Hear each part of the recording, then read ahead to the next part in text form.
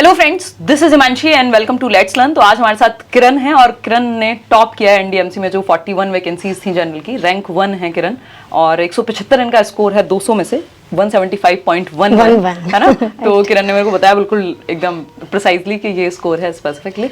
और आज हम बात करेंगे कैसे किरण ने ये स्कोर हासिल किया, आप कह लीजिए, बड़े बड़े शब्द मैं यूज कर रही हूँ, या कैसे वो इतना स्कोर कर पाई। क्योंकि एक तो रैंक 1 वो भी उस वैकेंसी में जिसमें 41 मतलब जनरल में वैकेंसी सिर्फ 41 है और ओवरऑल वैकेंसी भी 120 थी एनडीएमसी में।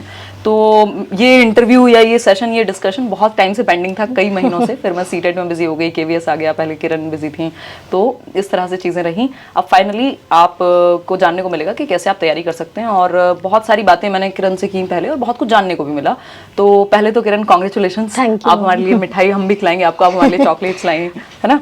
किरण कैसा लग रहा है अभी, तो ये बताओ रैंक 1 लाके? अच्छा लग रहा है। हाँ। और आप पढ़ाते भी हैं, आप सीटेट को भी पढ़ाते हैं, अब फाइनली DTPLS को भी पढ़ाते हैं, ये दिल्ली के कोचिंग में। बहुत बढ़िया। तो आपकी एज बता सकते हैं? Age is just a number. Age is just a number, कोई बात नहीं, ठीक है। और आपने एक बार आप अपना जो क्वालिफिकेशन है, एजुकेशनल क्वालिफिकेशन, वो मैंने डीएलएड किया है, diploma in elementary education, MCom किया हुआ, पोस्ट ग्रेजुएशन। अच्छा। और एचटेट, सीटेट, रीट, ये सब क्वालिफाई किया हुआ। तो आपने डीएलएड किया था 2017 to 19, उसके बाद 19 में आपका सीटेट हुआ, जैसा आपने बताया। और सीटेट के लिए जुलाई 2019, जुलाई 2019 वाला। और सीटेट के लिए भी आपने कोचिंग उस टाइम पे ली थी, आपकी नियरेस्ट जो भी कोचिंग थी, तो उसमें आपने कोचिंग की। और फिर DTPLS के लिए भी कोचिंग की। बट फिर उसके बाद लॉकडाउन लग गया तो वो बीच में ही रह गई, बीच में रह गई आपकी वो जो कोचिंग थी। ठीक बात है। फिर आप थोड़ा सा बताइए कि फिर उसके आगे की तैयारी आपने उसके बाद मैंने सेल्फ स्टडी की, क्योंकि लॉकडाउन था, कहीं भी कोर्सेज अवेलेबल नहीं थे, हम जा भी नहीं सकते थे। बट मैंने तो सेल्फ स्टडी करके पहले जो भी मैंने कोचिंग से सीटेट में जो भी किया था, DTPLS से जो भी किया था, उसको नोट्स प्रिपेयर किए, उस नोट्स को अच्छे से किया। ठीक है। फिर उसके बाद मैंने देखा कि आपका भी बैच आया था, मेरी एक फ्रेंड ने लिया था, जैसे कि ID पास में, लेकिन मैंने उस बैच से कुछ वीडियोस आपकी देखी, कुछ उदय सर की मैथ्स की भी, ताकि मेरी प्रैक्टिस हो जाए। फिर मैंने वहां से भी अपना कंटेंट प्रिपेयर किया। उसके बाद मैंने देखा कि मेरी वीकनेस क्या है। मैंने मॉक टेस्ट दिए, मॉक टेस्ट से मुझे पता चला कि मेरे को ना रीडिंग प्रॉब्लम है, मतलब मेरे को एक क्वेश्चन 2 बार 3 बार पढ़ना पड़ रहा है, उसके बाद भी मेरे को समझ नहीं आ रहा।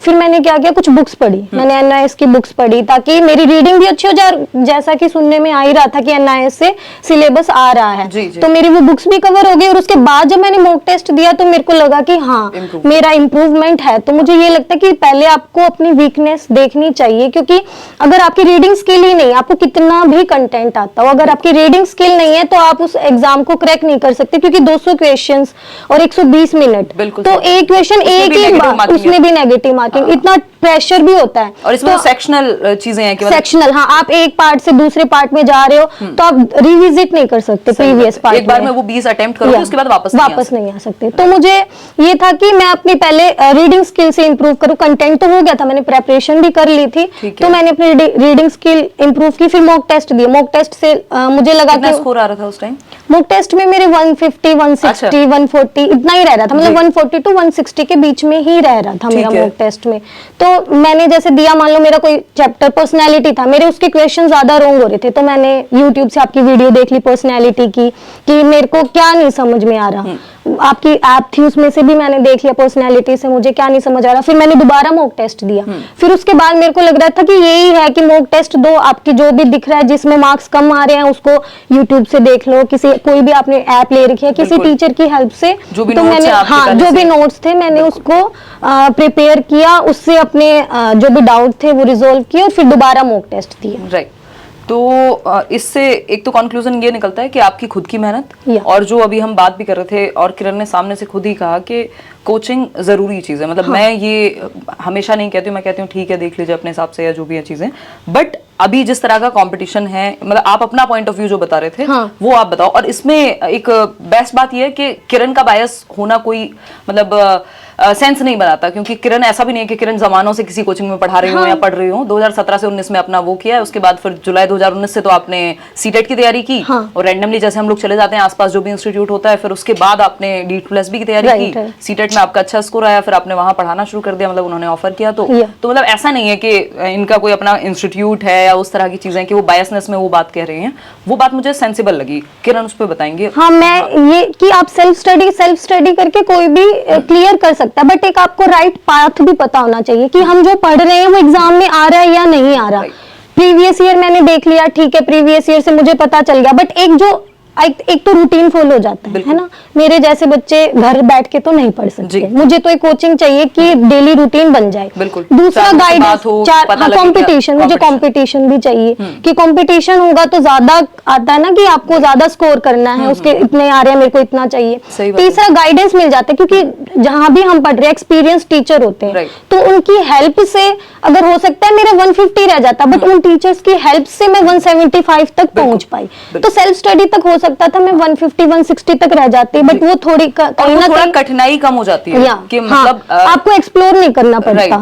आप कितना एक्सप्लोर करते हो तो वो पहले आपके पास एक बेस अच्छे खासे लेवल का तैयार होता है। कभी कभी ये भी होता है ना कि हम लोग ऐसे डायरेक्ट कुछ पढ़ लेते हैं, हो सकता है हमने गलत भी पढ़ लिया हो, उसको करेक्ट टीचर्स ही करते हैं कि हाँ ये वाला ये है, आपका डाउट है, आपका वो सब मेरे को लगता है कि कोचिंग से ही हो सकता है। ठीक बात है, मैं ये नहीं कहती कि खाली कोचिंग ही से होगा, बट कोचिंग भी हेल्प करती है। ऑफ कोर्स, मतलब आपने ऑनलाइन ऑफलाइन दोनों का एक्सपीरियंस लिया है, और अभी भी आप जैसे बता रहे थे कि मतलब आप रिकमेंड भी करते हैं। अभी तो इतना मतलब सस्ता भी हो गया है, अभी मैं उनसे फीस पूछ रही थी।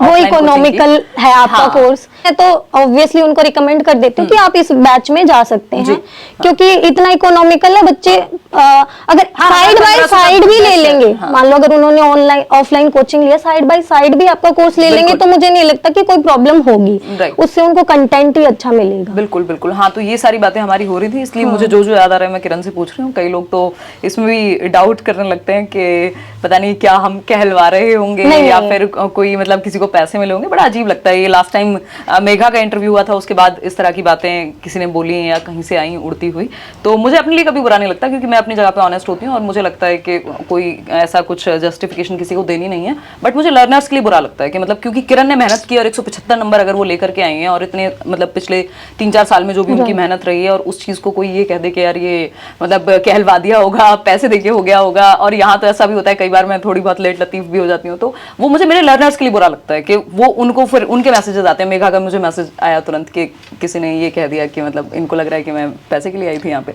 तो इस तरह की चीजें भी होती हैं। बट अगर आपको सच में आप सीरियसली पढ़ रहे हैं, तो कोई भी इंटरव्यू अगर आप देख रहे हैं, टू द पॉइंट या जो भी फैक्ट है वो आपको मिलेगा, और उसको आप अपने तरीके से देखिए कि आप अपनी स्ट्रेटजी में कैसे आप उसको यूज कर पाओगे। अभी आपकी बात से मेरे को एक बात और याद आ गई कि अभी आपने नेगेटिव बोला है ना, तो ये जो लाइन ही ऐसी है, अगर हम कोई भी कॉम्पिटिटिव एग्जाम की प्रिपरेशन कर रहे हैं, तो आपको नेगेटिव कमेंट पहले भी सुनने को मिलेंगे और बाद में भी। अब जैसे मैंने पहले तैयारी करी थी, तो सब मुझे ये बोलते थे कि ये जॉब हलवा थोड़ी ना है, ऐसे ही थोड़ी ना मिल जाएगी। आप वो भी बता रहे थे 41 वैकेंसी में थोड़ी होता है। 41 वैकेंसी आपका कैसे हो जाएगा, मतलब एक सीट पे 1000 कैंडिडेट्स फाइट कर रहे हैं, आपका नहीं हो सकता। उसके बाद चलो मैंने कर दिया मेहनत करके, चलो लक से आ गया, ये भी मान लेते हैं लक से आ गया, बट उसके बाद भी फिर ये सुनने को मिलता है कि पैसे दे दिए होंगे, कुछ ऐसा हो गया होगा। वो आप बता रहे थे कि इनके तो फूफा जी होंगे, फूफा जी होंगे, तो बट ऐसा नहीं है। जो मेहनत करता है उसका हो जाता है। मैंने भी मेहनत की, मुझे भी लगता था पहले, ऑनेस्टली बोलूं, जब मेरा क्लियर नहीं हुआ था तो मुझे भी लगता, बट फिर बाद में मुझे रियलाइज हुआ कि जो मेहनत करता है उसका क्लियर हो जाता है। या मैंने जितनी मेहनत की थी, सामने से मुझे उतना मिला। आई बिलीव कि सही टाइम पे सही चीजें, और वो भी उन्हीं के साथ होती हैं जो प्रिपेयर्ड होते हैं, जिन्होंने मेहनत की हुई होती है, उन्हीं के लिए वो चीज काम करती है। तो मेरे को ये लगता है जो भी एस्पिरेंट्स हैं, जो भी प्रिपरेशन कर रहे हैं, तो उनको अपना एटीट्यूड पहले पॉजिटिव रखना होगा। कोई भी कुछ भी नेगेटिव बोले, आपको एक ही वैकेंसी, एक ही सीट चाहिए, आपको एक ही सीट के लिए फाइट करना है। तो नेगेटिव कोई भी ये बोलता है कि आप नहीं कर सकते, तो आप पहले मन में यही कर लो कि आई कैन डू इट। उसके कहने से क्या होता है, मेरे को पता है। वो एक उसने बेंडूरा की थ्योरी में सेल्फ एफिकेसी वाला वर्ड आता है। यार मैं यही मेघा ने लास्ट टाइम बोला, मुझे याद आ रही हैं चीजें कि मतलब एटलीस्ट मुझे तो मुझ पे भरोसा है, मैं अपनी तरफ से बेस्ट तो देके देखूं। और वो भी एक बात जो आप कह रहे थे कि आप एक सोर्स पे स्टिक थे, मतलब ट्रस्ट, वही जो ट्रस्ट वाली बात है, आपने जो भी अपने फ्रेंड से लिया है व्हाटएवर, बट आपने उसको देखा तो फिर देखा। हाँ, मैंने देखा और मैंने ट्रस्ट किया कि मान लो मेरे पास जो कंटेंट था वो तो था ही, आपके नोट्स थे, मैंने वो लिया, बस फिर मुझे लगा कि अब मुझे यहाँ स्टॉप हो जाना चाहिए, इसी को ही अच्छे से करना चाहिए। कई बार क्या होता है कि एक बुक मैंने पढ़ ली, एक बार पढ़ी मैंने, एग्जाम में गई, वो माइंड में क्लिक नहीं करता। तो मुझे लगता है कि 10 बुक को एक बार पढ़ने से अच्छा एक ही बुक को 10 बार पढ़ लिया जाए, क्योंकि बार बार पढ़ने से ही आपका माइंड सेट, क्योंकि मैंने अभी बताया था कि टाइमिंग कम होती है एग्जाम में, तो आपकी चीजें इतनी क्लियर होनी चाहिए कितना पढ़ा है उससे भी ज्यादा जरूरी है कि कितनी डेप्थ में पढ़ा है, क्योंकि आप सेंस तभी बना पाओगे वहां। क्योंकि आजकल तो डीएसएसबी में वैसे भी वो वाले क्वेश्चंस आते हैं अंडरस्टैंडिंग बेस्ड, रेक्टिफिकेशन वाला तो है ही नहीं। बिल्कुल। तो ये भी हेल्प हुआ कि कुछ लोगों से सुनने को भी मिलता था कि कंटेंट कम है जैसे कोर्स में, बट मुझे लगता है कि कंटेंट कम या ज्यादा नहीं होता। कंटेंट होता है एक तो कितना एक्यूरेट है, दूसरा कि आप कितना उसको समझ पाए हैं। बहुत ज्यादा कंटेंट ले लिया, समझ में नहीं आया, कंटेंट थोड़ा था बट बहुत अच्छे से मैंने अंडरस्टैंडिंग बनाई और मैंने अपना एग्जाम क्लियर कर दिया। तो आपको एक तो एक्यूरेट कंटेंट पढ़ना है और एक जो कंटेंट पढ़ रहे हैं उस पर ट्रस्ट रखना है कि हाँ ये मेरे लिए ठीक है। अब उसमें ऐसे आए या ना डजंट मैटर, आपको उसको, क्योंकि आप माइंड में ये सेट करके बैठे इसमें से तो आएगा ही नहीं, पढ़ रही हूँ ऐसे ही पढ़ते हैं लोग। इस बार मैं भी बैचेस में देख रही थी, एक तो जो 2 महीने पहले जा गए तैयारी के, उसका कैसे क्लियर होगा? मतलब रेयर केस में अगर किसी का बेस बहुत अच्छा है तब तो हो सकता है। रिवीजन वो 2 महीने तो रिवीजन में चले जाते हैं। मेरा एग्जाम की जैसे डेट आई थी तब 18-20 डेज का गैप था, वो तो मॉक टेस्ट में ही चले गए, क्योंकि आपको मॉक टेस्ट भी देने होते हैं। अगर आप बिल्कुल एंड मोमेंट पे जाग रहे हो, मतलब क्योंकि बेसिक्स अगर बहुत अच्छे स्ट्रांग नहीं है, तो वो चाहे वो केंद्रीय विद्यालय हो या अभी जैसे क्योंकि रिसेंटली कोर्सेज हुए हैं जिन लोगों ने बिल्कुल एंड मोमेंट पे उतना ही पढ़ा है, तो वो मेरिट में आना फिर पॉसिबल नहीं है ना। फिर आपको लगेगा यार पढ़ा तो सब कुछ था, हुआ नहीं, व्हाटएवर। हाँ, मतलब डेप्थ नहीं थी ना, डेप्थ। किसी ने अगर पुराना भी, मतलब मैं देखती हूँ पेडागोजी स्पेशल में भी थे या जैसे आप इतने सालों से पढ़ रहे थे, तो वो उनकी डेप्थ रहती है। नया सिलेबस भी चेंज होता है तो वो एटलीस्ट उन टॉपिक्स को पढ़ना होता है, लेकिन वो पीछे की अंडरस्टैंडिंग तो काम आएगी, क्योंकि आपको पीछे का अंडरस्टैंडिंग ही है। इसमें पर्सनैलिटी है, जैसे बहुत ज्यादा थियोरीज करने की जरूरत नहीं, आपको पहले यही पता होना चाहिए कि पर्सनैलिटी क्या है। अगर आपको इतना भी पता है तो मेरे को लगता है कि हम डीएसएसबी का एग्जाम क्लियर कर सकते हैं। बस हर एक चीज का बेसिक आपको जरूर पता। अभी बच्चे क्या करते हैं, एडवांस पढ़ लेते हैं, बेसिक नहीं पढ़ते, तो वो एडवांस में से नहीं आता, बेसिक में से आता है। आपका बेसिक एकदम क्लियर होना चाहिए। समझिए। तो इसमें एक काम करेंगे कि मैंने आज किरण से बात भी किया, किरण पढ़ा भी रहे हैं कुछ टाइम से, अपना कोचिंग वगैरह में भी उधर रहते हो ना आप, तो वहाँ तो एक एक्सपीरियंस भी है किरण को, तो किरण आपके साथ शेयर कर देंगी पूरी जर्नी, क्या नॉर्मलाइजेशन का प्रोसेस रहा, उन्होंने क्या एक्सपीरियंस की चीजें, कैसे अलग अलग सेक्शन में जो भी माइन्यूट डिटेल्स होंगी या और डिटेल जानकारी होगी वो एक सेशन में अलग से किरण बता देंगी। और कोई फाइनल बात आप अगर कहना चाहो? मैंने आपके कोर्स की किसी एक वीडियो में देखा था कि आपने एक लाइन दी थी, वो पहले बोलते थे कि practice makes a man perfect, but आपने उसको चेंज किया कि practice in a right direction makes a man perfect. तो वो मैं भी फॉलो करती हूँ, मैं चाहती हूँ सब फॉलो करें कि प्रैक्टिस सब करते हैं। मतलब मुझे लगता है जो भी कैंडिडेट प्रेपरेशन कर रहा है वो सब प्रैक्टिस कर रहे हैं, बट एक प्रैक्टिस को राइट डायरेक्शन में करने की जरूरत है। तो मैं भी चाहूंगी कि सब वही फॉलो करें कि practice in a right direction makes a man perfect. हाँ, ऑफ कोर्स अगर हम जाना इधर है उधर जा रहे हैं तो कोई पॉइंट तो है नहीं। अच्छा खैर, एक काम करते हैं कि बुक्स वगैरह पे भी बहुत सारे लोगों को डाउट रहता है, वो एक अलग सेशन में हम लोग उसको डिटेल में चर्चा करेंगे। थैंक यू सो मच किरण, आप आए और आपने चीजें पूरी सारी बताई, है ना।